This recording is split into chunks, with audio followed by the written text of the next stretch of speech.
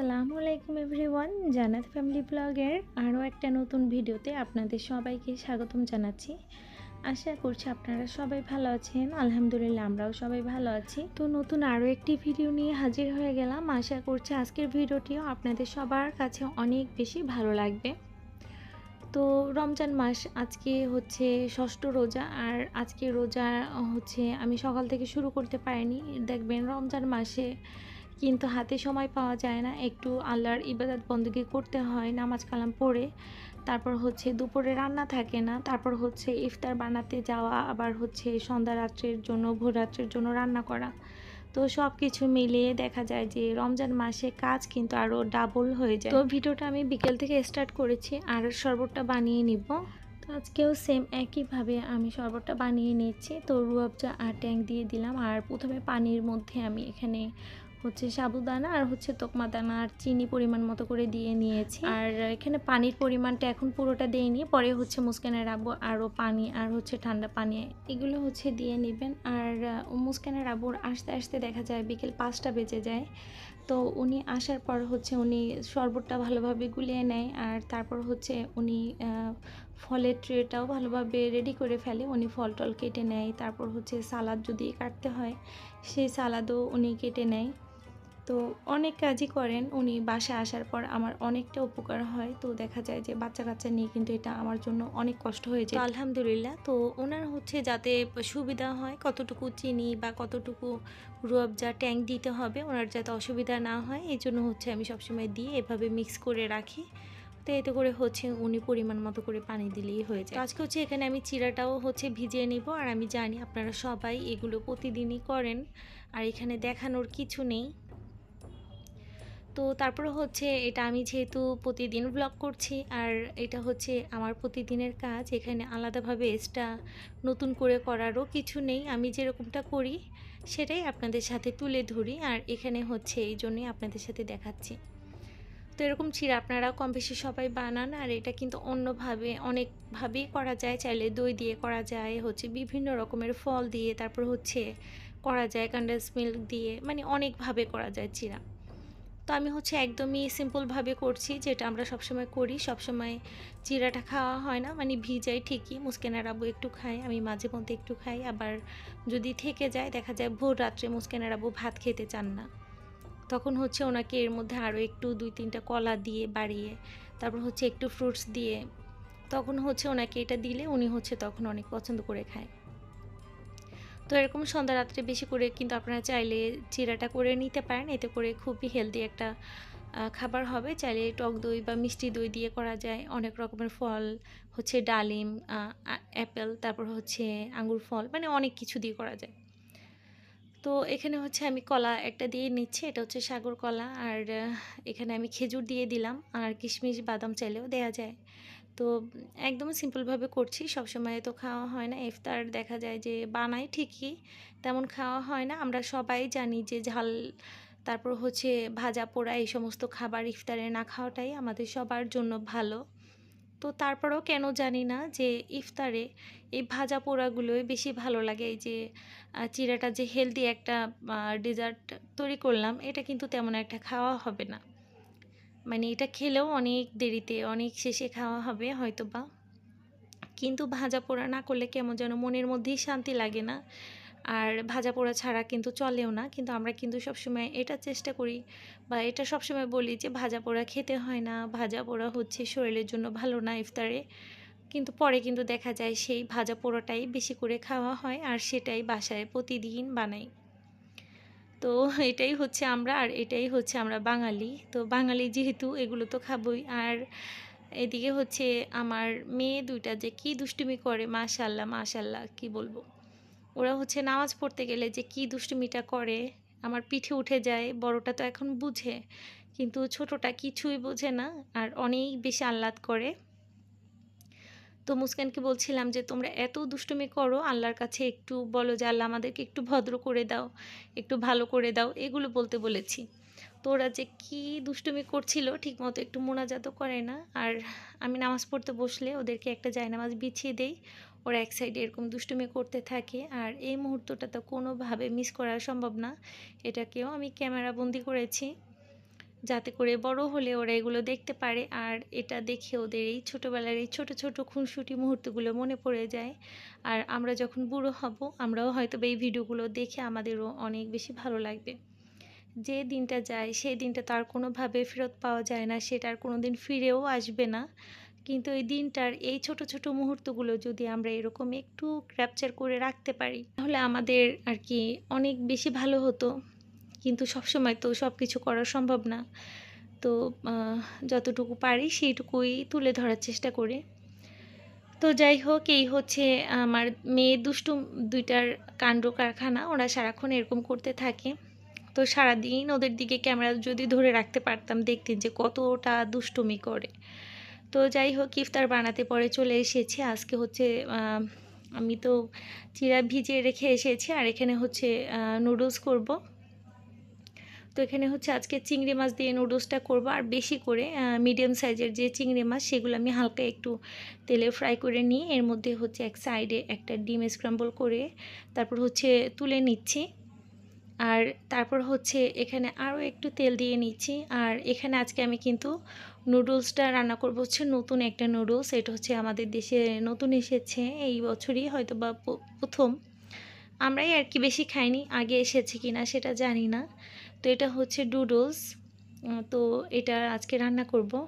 এটা আমার বাসায় এই 3-4 বার হয়েছে, এনেছে, বেশি দিন হয়নি। এটা অ্যাডও দিয়েছে 2-3 মাস হলো। তো যাই হোক, এটা প্রথমে যখন এটার নাম শুনেছি তখন আমি একদম অবাক হয়ে গেছি যে যে কোম্পানি এটা খুলেছে উনি কি আর কোনো নাম পায়নি? ডুডলস কেমন নাম হলো? নুডলসের সাথে মিল করে ডুডলসটা রেখেছে। তো পরে যখন এটা এনেছে আনার পর হচ্ছে টেস্ট করে দেখলাম আসলে এটার টেস্টটা এত বেশি ভালো, কি বলবো। এখন আপনাদের কাছে কেমন লাগে সেটা অবশ্যই জানাবেন, কিন্তু পার্সোনালি আমার কাছে অনেক অনেক বেশি ভালো লেগেছে এটার টেস্টটা।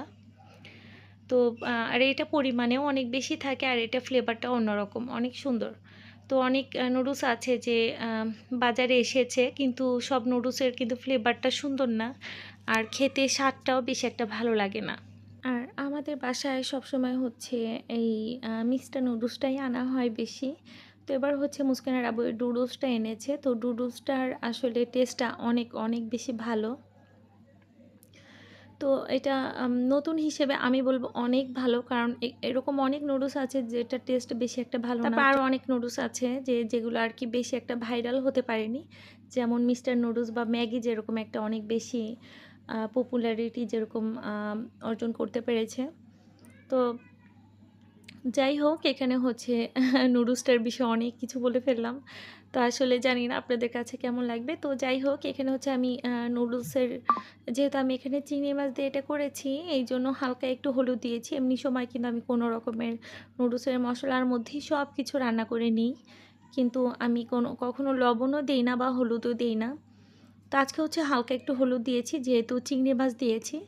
আর যেদিন চিকেন দিয়ে করি সেদিনও হালকা একটু হলুদ দিই, নাহলে হচ্ছে যে এই মাংস আর চিংড়ি মাছ এগুলো একদম ফ্যাকাশে হয়ে থাকে। আর হালকা একটু আর একটা মশলা থেকে আমি হাফ প্যাকেটের মতো মশলা দিয়েছি, এতে করে আর আমার এক্সট্রা করে কোনো লবণের প্রয়োজন হয়নি। তো এতে করেই সুন্দর মতো লবণটা ব্যালেন্স হয়ে গেছে। আর এখানে আমি অল্প পরিমাণে পেঁয়াজ, আলুর চপ আর বেগুনিও ভাজি করে নিয়েছি আর মুস্কানের জন্য একটা চিকেন করেছি। সব ইফতারের মধ্যে একটু চিকেন আর পেঁয়াজুটা বেশি পছন্দ করে। তো এই হচ্ছে আজকের আমাদের ইফতার টেবিল। আলহামদুলিল্লাহ আলহামদুলিল্লাহ, আল্লাহ আমাদের রোজা রাখার তৌফিক দিয়েছেন। আর দেখতে দেখতে আমাদের প্রায় 6-7টা রোজা শেষ হয়ে গেছে আলহামদুলিল্লাহ। তো এখানে হচ্ছে আমি চিড়াটা আজকে আর ফ্রিজে রাখিনি, চিড়াটা কিন্তু এরকম বাইরেই ছিল, জাস্ট একটু আইস কিউব দিয়ে নিয়েছি। আর মুস্কানের আব্বু প্রতিদিনের মতো আজকেও এসে শরবতটা ভালোভাবে গুলিয়ে নিয়েছেন আর হচ্ছে উনি ফল টল সবসময়ের জন্যই কেটে নেন। এতে করে আমার অনেকটা মানে উপকার হয়।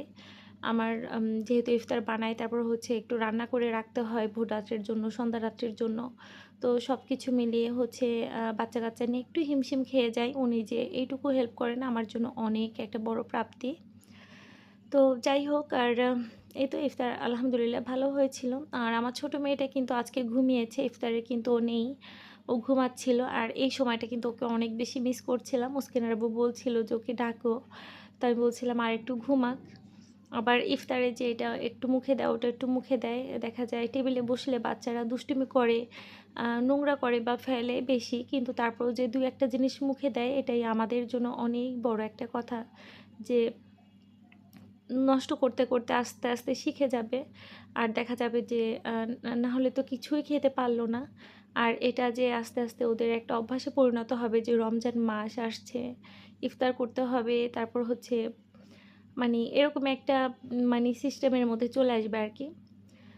তো যাই হোক, তারপর হচ্ছে ইফতার করতে করতে কিন্তু সে আবার উঠে পড়েছিল। আর নুডলসটা দেখতে পাচ্ছেন অনেক সুন্দর ঝরঝরা হয়েছিল আর খুবই টেস্টিও হয়েছিল। আপনারা এভাবে রান্না করে দেখতে পারেন।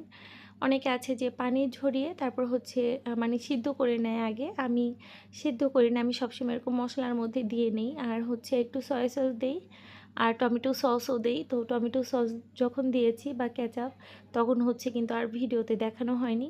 এটা একদমই শেষ পর্যায়ে দিয়েছিলাম।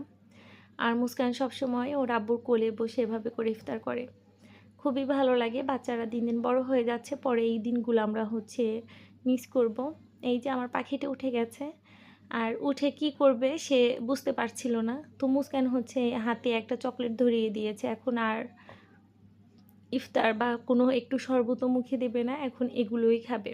এই যে একটু নুডলস দিচ্ছিলাম, খাবে না। একটু ডিম মাথা থেকে একটু নিয়েছে, আর খাবে না। এখন বলছিল যে এটা খুলে দাও। এই হচ্ছে অবস্থা, মানে একটু যদি ভদ্র হয়, ভদ্র হতেও পারবে না। একজন আরেকজনের জন্য দুষ্টুমি শিখবে। তো এটা হচ্ছে লাইফস্টাইল ব্লগ। আমি সারাদিন যেটা করি বা আমার কাজকর্ম, আমার ফ্যামিলির কিছু মুহূর্ত আপনাদের সাথে তুলে ধরার চেষ্টা করি। আশা করি আমার এই ফ্যামিলির এই আমার ছোটোখাটো মুহূর্তগুলো আপনাদের কাছে ভালো লাগবে। আর আপনাদের কাছে কেমন লাগে সেটা কিন্তু অবশ্যই আমাকে কমেন্ট করে জানাবেন। আর এখানে মানে আহামরি বড় কিছু আমি আপনাদের সাথে তুলে ধরি না। আমি যেমন আমি ঠিক যেটা করি সেটাই আপনাদের সাথে শেয়ার করার চেষ্টা করি। আশা করি যে আপনারা এগুলো বুঝতে পারছেন।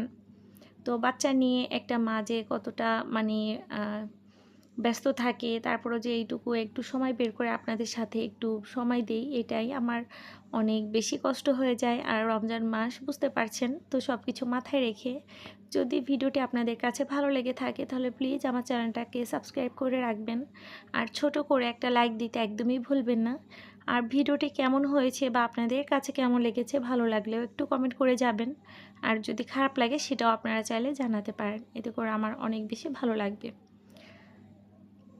তো মুস্কান সারাদিন অনেক বেশি পরিশ্রম করেছে, অনেক খেলাধুলা দৌড়াদৌড়ি করেছে। পরে যখন ওর মিস আসলো রাত্রে, ইফতারের পরে হচ্ছে 8:30টার দিকে চলে আসে বা 9টা বাজে, এখন তো নামাজের সময়, নামাজ পড়ে চলে আসে। তো এর মধ্যে হচ্ছে মুস্কানের এত ঘুম চলে এসেছিল, কান্নাকাটি শুরু করে দিয়েছে। তো পরে ওর আব্বুকে ফোন করে বলছিলাম যে একটু নিচে যদি ঘুরতে নিয়ে যাও তাহলে হচ্ছে ও হচ্ছে নাকি সুন্দরভাবে পড়বে। তো এরপর হচ্ছে সুন্দরভাবে পড়াটা কমপ্লিট করেছে, আর তারপর হচ্ছে রাত্রে ঘুরতে নিয়ে গিয়েছিল। আর তারপর হচ্ছে এই সর্বনাশের এই জিনিসগুলো কিনে নিয়ে এসেছে, আমার ঘরের সোফা বলেন, আমার বিছানা চাদর কম্বল, এগুলো সব নষ্ট করার একমাত্র চাবি এটা। তো আজকের ভিডিওটি এখানেই শেষ করব। সবাই ভালো থাকবেন, সুস্থ থাকবেন। আল্লাহ হাফেজ।